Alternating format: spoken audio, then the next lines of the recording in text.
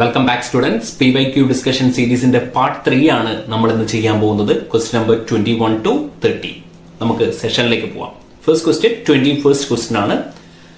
നമ്മളോട് ചോദിച്ചിരിക്കുന്നത് the first step in Edman method for N terminal amino acid and determination in protein involves. അല്ലെ, Edman method വളരെ important ആയിട്ടുള്ള method ആണ്. Edman method ആരുടെ determination ആണ്?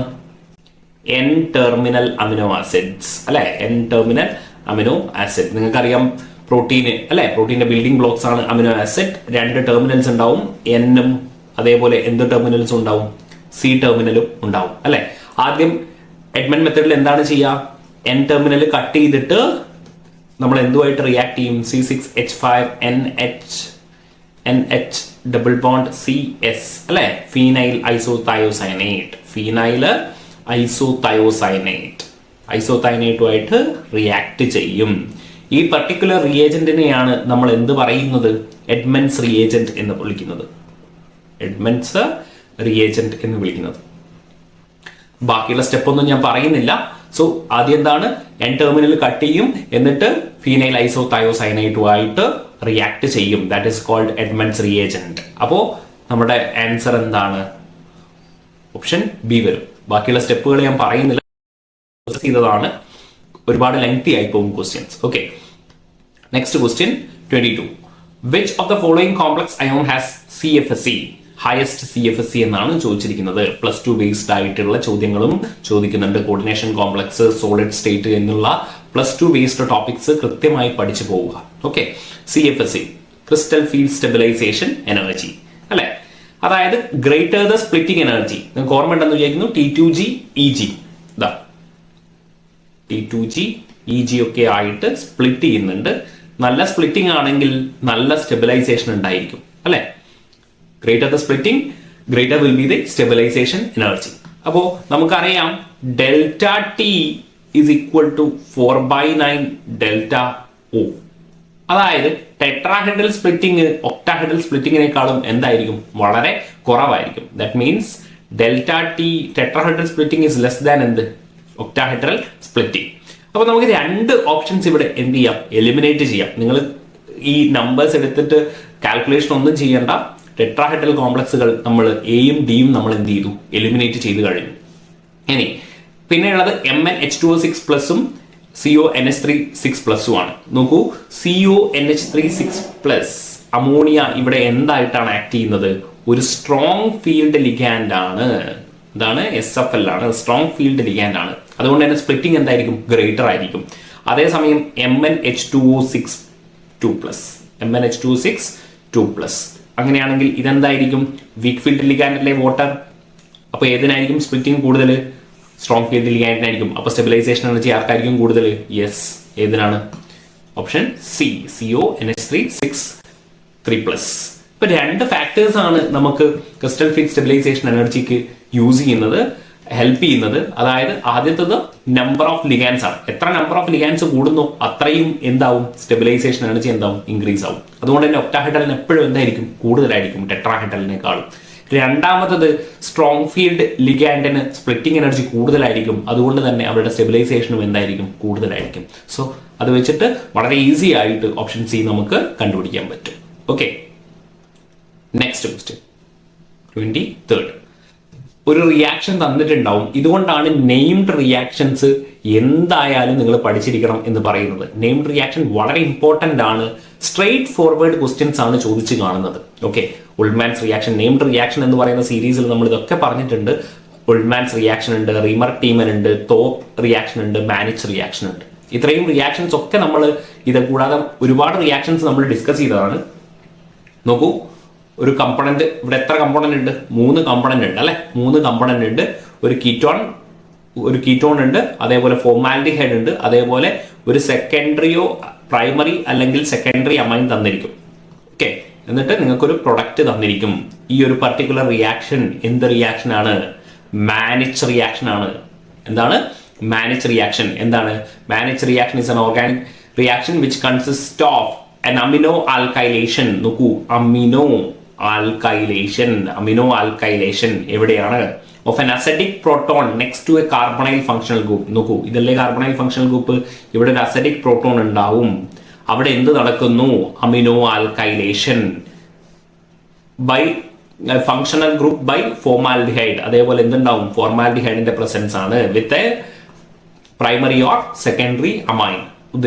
ആലോചിക്കുക, ഇവിടെ എന്തായിരിക്കണം? പ്രൈമറി അല്ലെങ്കിൽ സെക്കൻഡറി അമൈൻ വേണം. ഫോർമാൽഡിഹൈഡിന്റെ പ്രസൻസിൽ ഒരു acidic hydrogen next to a carbonyl ആണെങ്കിൽ നിങ്ങൾക്ക് അമിനോ ആൽക്കൈലേഷൻ കിട്ടും. ആൽഫ ബീറ്റ ബീറ്റ പൊസിഷനിലായിരിക്കും കാര്യങ്ങൾ നടക്കുക. ഓക്കെ, അങ്ങനെ കിട്ടുന്ന റിയാക്ഷൻ ആണ് എന്ത്? Manage reaction. നോക്കൂ, മെക്കാനിക്സ് ഒന്നുമല്ല ചോദിച്ചത്, സ്ട്രെയിറ്റ് ഫോർവേഡ് ക്വസ്റ്റ്യൻസ് ആണ് ചോദിക്കുന്നത്. ഓക്കെ, നെയിംഡ് റിയാക്ഷൻ എന്തായാലും റിവൈസ് ചെയ്തിട്ട് പോവുക. Okay, so next question, total number of CO bonds in CO4 CO12 is, okay, CO4 cobalt അല്ലെ, CO4 CO12 എത്ര ഉണ്ടെന്നാണ്. അങ്ങനെയാണെങ്കിൽ ഓർഗാനോമെറ്റാലിക് കെമിസ്ട്രിയിൽ നിന്ന് ബേസ് ചെയ്തിട്ടുള്ള ക്വസ്റ്റ്യൻസ് ആണ്. നോക്കൂ, ഇത് അറിയണമെങ്കിൽ നമുക്ക് 18 ഇലക്ട്രോൺ റൂള് മാത്രം അറിഞ്ഞാൽ മതി. അതായത് ഒരു മെറ്റൽ ആറ്റം ആണെങ്കിൽ എത്ര ഇലക്ട്രോൺ ഉണ്ടാവണം? 18 ഇലക്ട്രോൺ ഉണ്ടാവണം. ഇവിടെ എത്ര മെറ്റൽ ആറ്റംസ് ഉണ്ട്? 4 മെറ്റൽ ആറ്റംസ് ഉണ്ട് അല്ലെ. അങ്ങനെയാണെങ്കിൽ 18 into 4 എത്രയാണ്? 72 വരണം. എത്ര വരണം? 72. അങ്ങനെയാണെങ്കിൽ കൊബാൾട്ട് എന്താണ്? 4s2 3d7 അങ്ങനെയാണെങ്കിൽ എത്ര ഇലക്ട്രോൺ ആയി? 9 ഇലക്ട്രോൺ ആയി. 4 ആറ്റം ആണുള്ളത്. 4 ആറ്റം ആണെങ്കിൽ 9 into 4 എത്ര വരും? 36. പിന്നെ കാർബണൈൽ ഗ്രൂപ്പാണ് CO എത്രയാണ്? ഡൊണേഷൻ 2 ആണ്. അങ്ങനത്തെ 12 എണ്ണം ഉണ്ട് അല്ലെ. അപ്പൊ എത്രയായി? 24 ആണ്. 24. അതേപോലെ കൊബാൾട്ട് തമ്മിൽ ബോണ്ട് ഉണ്ടെങ്കിൽ എന്തായിരിക്കും? എത്ര ഇലക്ട്രോൺ ഡൊണേറ്റ് ചെയ്യും ഇവര്? 2 ഇലക്ട്രോൺ ഇവര് ഡൊണേറ്റ് ചെയ്യും. അപ്പൊ എത്ര കൊബാൾട്ട് ബോണ്ട് ഉണ്ടെന്ന് നമുക്ക് അറിയത്തില്ല. അപ്പോൾ 2 electron into X plus CO എത്ര ഉണ്ട്? 36 അല്ലെ. 4 CO വെച്ചിട്ട് 36 പ്ലസ് 12 2 എത്രയാണ്? 24 is equal to എത്ര വരും? 72 വരും. അതായത് 2x is equal to എത്ര വരും? ഇത് മൈനസ് ചെയ്താൽ 12 വരും അല്ലെ. 12 വന്നാൽ എക്സിന്റെ വാല്യൂ എത്രയായിരിക്കും? എക്സിന്റെ വാല്യൂ എത്രയായിരിക്കും? ഞാൻ ഇവിടെ എഴുതാം. എക്സിന്റെ വാല്യൂ എത്രയായിരിക്കും? 6. അതായത് total number of CO bonds എത്ര വരും? നമുക്ക് 6 എന്ന് നമുക്ക് ആൻസർ വരും. So option A, 24 option A. Next question chemical കൈനറ്റിക്സുമായി ബന്ധപ്പെട്ടിട്ടുള്ള ക്വസ്റ്റ്യൻ ആണ്. എല്ലാ റിയാക്ഷന്റെ ഓർഡർ ഒന്നും നിങ്ങൾ പഠിച്ചു വെക്കേണ്ട ആവശ്യമില്ല. പക്ഷെ കുറച്ച് കാര്യങ്ങൾ നിങ്ങൾ അറിയണം. ഫോട്ടോ കെമിക്കൽ കണ്ടീഷൻസ് ആണെങ്കിൽ, ഒരു റിയാക്ഷൻ ഫോട്ടോ കെമിക്കൽ റിയാക്ഷൻ ആണെങ്കിൽ, അതായത് HNUവിന്റെ പ്രസൻസിലാണെങ്കിൽ അത് എന്ത് ഓർഡർ ആയിരിക്കും മക്കളെ? 0 ഓർഡർ റിയാക്ഷൻസ് ആയിരിക്കും. രണ്ടാമത്തെ കാര്യം, ഒരു റിയാക്ഷൻ തെർമൽ കണ്ടീഷനിലാണെങ്കിൽ, റേഡിയോ ആക്റ്റീവ് റിയാക്ഷൻസ് ആണെങ്കിൽ ആ റിയാക്ഷൻസ് എന്തായിരിക്കും? ഫസ്റ്റ് ഓർഡർ റിയാക്ഷൻസ് ആയിരിക്കും. അപ്പൊ നമുക്ക് നോക്കാം. ഇവിടെ ആദ്യമായിട്ട് നിങ്ങൾ ഫോട്ടോ കെമിക്കൽ നോക്കുക. ഫോട്ടോ കെമിക്കൽ എന്താണ്? 3 ഫോട്ടോ കെമിക്കലാണ് H2Cl2. അപ്പൊ എന്തായിരിക്കും? 3D ആയിരിക്കും. അപ്പൊ 3D ആയിട്ടുള്ളത് ബി ഓപ്ഷൻ നമുക്ക് എന്ത് ചെയ്യാം? എലിമിനേറ്റ് ചെയ്യാം. ബാക്കിയൊന്നും എന്ത് ചെയ്യാൻ പറ്റത്തില്ല? എലിമിനേറ്റ് ചെയ്യാൻ പറ്റത്തില്ല. രണ്ടാമത് ആസിഡ് ഹൈഡ്രോളിസിസ് ഓഫ് എസ്റ്റർ. അപ്പോൾ ആസിഡ് ഹൈഡ്രോളിസിസിൽ അതായത് റേറ്റ് ആരൊക്കെയാണ് ഡിപ്പെൻഡ് ചെയ്യുക? എസ്റ്ററിനെ ഉണ്ടാവും, അതേപോലെ വാട്ടർ.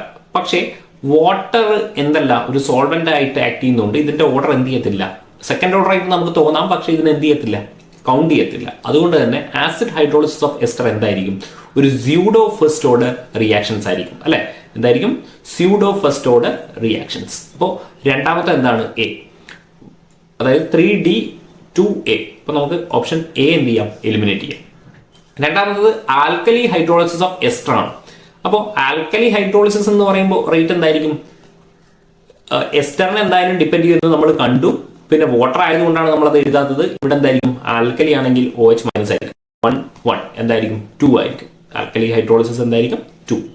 അപ്പോൾ 1B. അപ്പോൾ ഓപ്ഷൻ എന്ത് കിട്ടി നമുക്ക്? ഓപ്ഷൻ സി നമുക്ക് കിട്ടി. Last thermal decomposition of N2O5 ആണ്. N2O5നെ വേറെ ഒരാളും ഇല്ലല്ലോ, ഡികമ്പോസ് ചെയ്തിട്ട് എന്താവുകയാണ്? NO2ഉം NO3 ആവുകയാണ്. അതായത് this is what first order reaction. ആരെ മാത്രമേ ഡിപ്പെൻഡ് ചെയ്യൂ? N2O5നെ മാത്രമേ ഡിപ്പെൻഡ് ചെയ്യൂ, അതിന്റെ കോൺസെൻട്രേഷനെ. സോ നമുക്ക് എന്ത് കിട്ടി? 25 ഓപ്ഷൻ എന്ത് കിട്ടി? സി എന്ന് കിട്ടി. നെക്സ്റ്റ് ക്വസ്റ്റ്യൻ നോക്കാം. സ്റ്റാർച്ച്, യെസ്, ഇതൊക്കെ ബയോ ഇനോർഗാനിക് കെമിസ്ട്രിന്ന് സ്ട്രേറ്റ് ഫോർവേഡ് ആയിട്ടുള്ള ക്വസ്റ്റ്യൻ ആണ്. സ്റ്റാർച്ച് ഓൺ ഹൈഡ്രോളിസിസ് എന്താണ്? സ്റ്റാർച്ച് ഹൈഡ്രോളിസ് ചെയ്താൽ നമുക്ക് കിട്ടും ഡി ഗ്ലൂക്കോസ് കിട്ടുകയാണെങ്കിൽ ഇവരുടെ എല്ലാ ഗ്ലൂക്കോസ് യൂണിറ്റും എങ്ങനെയാണ് ഉണ്ടായിരിക്കുക എന്നാണ്. ഏതാണ്? C1C4 ആൽഫ ലിങ്ക്സ് ആണ്, ലിങ്കേജസ് ആണ് നമുക്ക് കിട്ടുക. സോ സ്ട്രേറ്റ് ഫോർവേഡ് ക്വസ്റ്റ്യൻ ആണ്, ഒന്നും പറയാറില്ല. 26 എന്താണ്? 27 ചെറുതായിട്ടൊന്ന് കാൽക്കുലേറ്റ് ചെയ്യണം. നോക്കാം, കുറച്ച് കോംപ്ലക്സുകൾ തന്നിട്ടുണ്ട്, അതിന്റെ മാഗ്നറ്റിക് മൊമെന്റ് കാണാനാണ് പറഞ്ഞിരിക്കുന്നത്. എല്ലാത്തിൻ്റെയും ഒന്നും നിങ്ങൾ കണ്ടുപിടിക്കേണ്ട, റാൻഡം നിങ്ങൾ കണ്ടുപിടിക്കുക, എന്നിട്ട് ഓപ്ഷനിൽ നോക്കുക. അപ്പൊ FeCN6 3- അല്ലേ? അപ്പൊ ഇതെന്തായിരിക്കും? Fe ആണ്. Fe ആണെങ്കിൽ 4s2 3d6 ആണ് അല്ലെ? Fe 4s2 3d6 ആണെങ്കിൽ Fe 3+ അല്ലേ പറഞ്ഞിരിക്കുന്നത്? FeCN6 3- എന്ന് പറയുമ്പോൾ ഇതിന്റെ ഓക്സിഡേഷൻ സ്റ്റേറ്റ് എത്രയാണ്? 3+ ആണ്. അങ്ങനെയാണെങ്കിൽ എന്തായിരിക്കും? 3d5 ആയിരിക്കും അല്ലെ? 3d5. പക്ഷെ ഇവിടെ നോക്കുക, CN ആണ്. CN എന്താണ്? ഒരു സ്ട്രോങ് ഫീൽഡ് ലിഗാൻഡ് ആണ്. അങ്ങനെയാണെങ്കിൽ എന്ത് നടക്കും? പെയറിംഗ് അപ്പ് നടക്കും. What happens? Pairing up takes place. Pairing up takes place ചെയ്താൽ എന്തായിരിക്കും? 5 ഡി ഓർബിറ്റൽ ഉണ്ടെങ്കിൽ 2 4 5 അല്ലെ? അപ്പൊ എത്ര ഇലക്ട്രോൺ ആണ് ഉള്ളത്? അൺപെയ്ഡ് ഇലക്ട്രോൺ 1 ആണെങ്കിൽ നോക്കുക 1.73 ആയിരിക്കും. നോക്കൂ, അൺപെയ്ഡ് ഇലക്ട്രോൺ 1 ആണെങ്കിൽ എന്തായിരിക്കും? 1 something ആയിരിക്കും.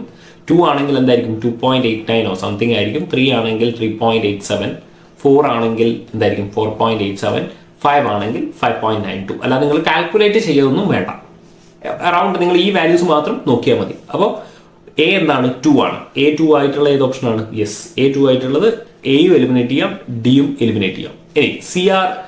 ഇനി വീക്ക് ഫീൽഡ് ലിഗാൻഡ്, ഏതെങ്കിലും ഒരു വീക്ക് ഫീൽഡ് എടുക്കുക. COF6 3- നോക്കുക, ഇത് രണ്ടുമല്ലേ നമുക്ക് കണ്ടുപിടിക്കേണ്ടത്? ബിയും ഡിയും. അപ്പോൾ എവിടെയാണ്? സി കണ്ടുപിടിച്ച പോലെ C3 ആണ്, C4 ആണ്. അപ്പോൾ COF6 കൊബാൾട്ട് എന്താണ്? 4s2 3d7 ആണ് അല്ലെ? 4s2 3d7. അപ്പൊ എന്താണ്? CO3+ ആണ് പറഞ്ഞിരിക്കുന്നത്. CO3+ ആണെങ്കിൽ 3d6 വരും അല്ലെ? 3d6 എന്ന് പറയുമ്പോൾ എന്തായിരിക്കും? 4 ഇലക്ട്രോണിലെ ഉണ്ടാകുക. യെസ്, 2 3 4 അല്ലെ? എത്ര ഇലക്ട്രോൺ ആണ്? 4 ഇലക്ട്രോൺ ആണ്. അപ്പൊ എന്തായിരിക്കും? C എന്തായിരിക്കും? 4. C എന്തായിരിക്കും? 4. അപ്പൊ ഓപ്ഷൻ എന്ത് വരും? 27 എന്തായിരിക്കും? ബി വരും. 27 ബി എന്ന് നമുക്ക് ആൻസർ വരും. നോക്കുക, ബാക്കിയുള്ള എല്ലാം കണ്ടുപിടിച്ച സമയം കളയരുത്. സോ 27 എന്തായിരിക്കും? ബി. ബാക്കിയുള്ളത് നിങ്ങൾ കണ്ടുപിടിച്ചാൽ അതേപോലെ നിങ്ങൾക്ക് എന്ത് ചെയ്യാൻ പറ്റും? കാൽക്കുലേറ്റ് ചെയ്യാൻ പറ്റും. നോക്കൂ, അടുത്തതും കെമിക്കൽ കൈനറ്റിക്സ് ആണ്. കെമിക്കൽ കൈനറ്റിക്സ് വളരെ ഇമ്പോർട്ടന്റ് ആണ്. +2 ലെവലിലാണ് ചോദ്യങ്ങൾ വരുന്നത്, കൃത്യമായിട്ട് മനസ്സിലാക്കുക. ഓക്കെ, ഫസ്റ്റ് ഓർഡർ റിയാക്ഷൻ ആണ് പറഞ്ഞിരിക്കുന്നത്. നോക്കൂ, ഫസ്റ്റ് ഓർഡർ റിയാക്ഷൻ ആണ് പറഞ്ഞിരിക്കുന്നത്. First order reaction takes 50 minutes to complete 90% of the reaction. അങ്ങനെയാണെങ്കിൽ time taken to complete 99.99% of the reaction എന്നാണ് ചോദിച്ചിരിക്കുന്നത്. വളരെ സിമ്പിൾ ആയിട്ട് നമുക്ക് കാൽക്കുലേറ്റ് ചെയ്യാം. നോക്കൂ, കെ എന്താണ്? Rate constant K is equal to 1/T ln A0/A എന്നല്ലേ നമ്മുടെ ഫസ്റ്റ് ഓർഡർ റിയാക്ഷന്റെ ഇക്വേഷൻ അല്ലെ? അപ്പൊ നമുക്ക് ആദ്യം K കണ്ടുപിടിക്കാം. K കണ്ടുപിടിച്ചാൽ ഇത് എത്രയാണ്? ഇത് T90 ആണെന്ന് വിചാരിക്കും. T90 ആണ് നമുക്ക് തന്നിരിക്കുന്നത്. എത്രയാണ്? T90 എത്രയാണ്? 50. അപ്പോൾ ഇത് A0 ആണെന്ന് വിചാരിക്കുക. 90% റിയാക്ട് ചെയ്താൽ A ഫൈനൽ കോൺസെൻട്രേഷൻ എന്തായിരിക്കും? ഇതെന്താണ്? ഇനീഷ്യൽ കോൺസെൻട്രേഷൻ ആണ്. ഇയാൾ എന്താണ്? ഫൈനൽ കോൺസെൻട്രേഷൻ അല്ലെ? ഇയാൾ എന്താണ്? Final concentration. അപ്പൊ ഫൈനൽ കോൺസെൻട്രേഷൻ എത്രയായിരിക്കും? 90% റിയാക്ട് ചെയ്താൽ 10% അല്ലേ ഉണ്ടാകുക? 10% അല്ലെ? അപ്പൊ 10 എന്ന് എടുക്കരുത്, 10% ആണ് പറഞ്ഞിരിക്കുന്നത്. ഓക്കെ, 10 എന്താണ്? പെർസെൻറ്റേജ് ആണ്. അപ്പോൾ 10% എന്ന് പറഞ്ഞാൽ എന്തായിരിക്കും? 10/100. 10/100 എന്ന് പറഞ്ഞാൽ എത്രയായിരിക്കും? 0.01 അല്ലെ? സോറി, 0.1 ആയിരിക്കും അല്ലെ? 0.1 A0. അപ്പൊ A0 ക്യാൻസലായി, ln ഇവിടെ ഉണ്ടാവും അല്ലെ? ln. അപ്പോൾ 1/50 ln ഞാൻ എന്തിലേക്ക് കൺവേർട്ട് ചെയ്യുന്നു? ലോഗിലേക്ക് കൺവേർട്ട് ചെയ്യുന്നു. 2.303 log 10⁻⁻1 ആണ്. അത് ഇവിടെ എന്താവും? 10 log 10 എന്ന് വരും. അപ്പൊ ഇതെന്തായിരിക്കും? 1/50 എത്രയാണ്? 0.02 into 2.303 എത്ര വരും? 0.046 മിനിറ്റ് ഇൻവേഴ്സ് എന്ന് വരും. അതായത് നമുക്ക് കെയുടെ വാല്യൂ നമുക്ക് കിട്ടി. കെയുടെ വാല്യൂ കിട്ടിയാൽ നമുക്ക് എന്ത് ചെയ്യാം? കെയുടെ വാല്യൂ എത്രയാണ്? 0.046 മിനിറ്റ് എന്ന് നമുക്ക് കിട്ടി. ഇനി അടുത്ത ക്വസ്റ്റ്യൻ എന്താണ്, സോറി ഈ ക്വസ്റ്റ്യനിൽ രണ്ടാമത്തെ പാർട്ട് എന്താണ്, time taken for it to 99.99% ആണ്. ടൈം ഫോർ 99.99% ആണ് അല്ലെ. അപ്പൊ അതേപോലെ നമുക്ക് കണ്ടുപിടിക്കാം k is equal to 1/t ln എന്താണ് a0/a ആണ് അല്ലെ. k ന്റെ വാല്യൂ എന്തായാലും മാറത്തില്ലല്ലോ. അതായത് t 99.99% is equal to 1/k. k ന്റെ വാല്യൂ എത്രയാണ്? 1.046 ln ഞാൻ ലോഗിലേക്ക് കൺവേർട്ട് ചെയ്യാണ്. 2.303 log a0 by a എത്ര വരും മക്കളെ? ബാക്കി ഇവിടെ എത്ര ഉണ്ടാവും? t 99.99% കഴിഞ്ഞാൽ ബാക്കി എത്ര ഉണ്ടാവും? 0.01% അല്ലേ. 0.01% എന്ന് പറഞ്ഞാൽ നേരത്തെ പറഞ്ഞതുപോലെ 0.01/100. അപ്പൊ ഇത് 10⁻²- ആണ്. ഇങ്ങോട്ട് വരുമ്പോൾ എന്താവും? 10⁻⁴A0 എന്നാവും അല്ലേ. യെസ്. അപ്പോൾ 1/0.04 എത്രയായിരിക്കും? അറൗണ്ട് എത്ര വരും? 25 വരത്തില്ലേ. 25 × 2.303 ഇത് എത്ര വരും? log 10⁻⁴. അപ്പൊ 25 × 2 എത്ര വരും? 50. 50 × എത്രയായിരിക്കും? 25 × 2.38 2 എന്ന് എടുക്കുന്നു, 4 log 10 എന്ന് വരുന്നു അല്ലെ. അപ്പൊ എത്രയായിരിക്കും? 25 × 2 50. 50 × 4 എത്രയായിരിക്കും? 200 മിനിറ്റ്. Sorry minute. 200 മിനിറ്റ് ആയിരിക്കും നമുക്ക് എന്ത് വരിക? ആൻസർ വരിക. കാൽക്കുലേഷൻസ് ഒക്കെ ഒന്നുകൂടെ ഒന്ന് നോക്കുക. ഓക്കെ. സോ നമ്മുടെ ഓപ്ഷൻ എന്ത് വരും? Option D. Option D. Next question. The common basis in DNA and RNA അല്ലെ.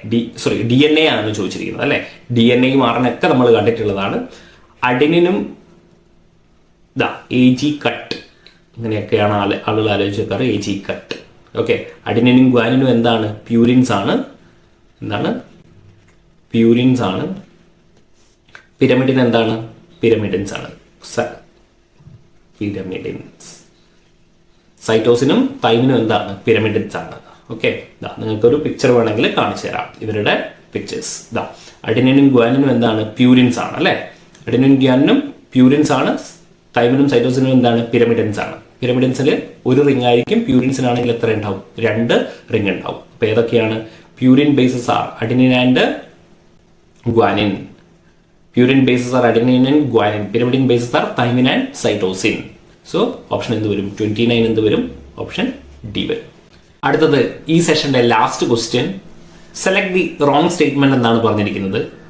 Option A, log beta value of NiEN3+ E3 2+ is much greater than NiNH36 2+. C EN ആണെങ്കിൽ എന്തുണ്ടാവും? Chelation effect ഉണ്ടാവും അല്ലെ. Chelation effect ഉണ്ടെങ്കിൽ സ്വാഭാവികമായിട്ടും values എന്തായിരിക്കും? Greater ആയിരിക്കും എന്ന് നമുക്കറിയാം. പിന്നെ ആൽക്കലൈൻ ഹൈഡ്രോളിസിസ് OH- ഈ ഒരു കോംപ്ലക്സുമായിട്ട് OH- does not occur by DCB mechanism. ഇത് എന്താണ്? DCB മെക്കാനിസം വഴി തന്നെയാണ് ഉണ്ടാവുന്നത്. പിന്നെ electronic absorption spectra of TiH263+ consist of a single broad band with low intensity. TI എന്ന് പറയുമ്പോൾ എന്തായിരിക്കും? 4s2 3d2 അല്ലേ. അപ്പൊ Di3+ എന്ന് പറയുമ്പോൾ എന്തായിരിക്കും? 3d1 അല്ലേ. അങ്ങനെയാണെങ്കിൽ എന്തായിരിക്കും? Single broad band with low intensity ആണ്. അതിന്റെ കാര്യങ്ങൾ നമ്മൾ ആയിട്ട് പറഞ്ഞതാണ്. പിന്നെ observed magnetic moment of octahedral CO cobalt CO2 അല്ലെ. കൊബാൾട്ട് 2 എന്ന് പറയുമ്പോൾ 3d7 ആയിരിക്കും. Are nearly equal to spin only values which is not correct. Correct ആണോ? അത് അല്ല. ഒബ്സർവ്ഡ് മാഗ്നറ്റിക് മൊമെന്റ്സും ഈക്വൽ ആയിരിക്കുമോ? നിയർലി ഈക്വൽ ആയിരിക്കുമോ സ്പിൻ ഓൺലി വാല്യൂസും ആയിട്ട്? ഒരിക്കലും അല്ല. അങ്ങനെയാണെങ്കിൽ ഓപ്ഷൻ എന്തായിരിക്കും? റോങ് സ്റ്റേറ്റ്മെന്റ് ഏതാണ്? ഓപ്ഷൻ ഡി ആണ്. സോ ഈ ഒരു സെഷനിൽ നമ്മൾ ഇത്രയാണ് കവർ ചെയ്യുന്നത്. നെക്സ്റ്റ് സെക്ഷനിൽ നമ്മൾ 31 to 40 ക്വസ്റ്റ്യൻസ് നമ്മൾ കവർ ചെയ്യുന്നതാണ്. ഓക്കെ. Thank you.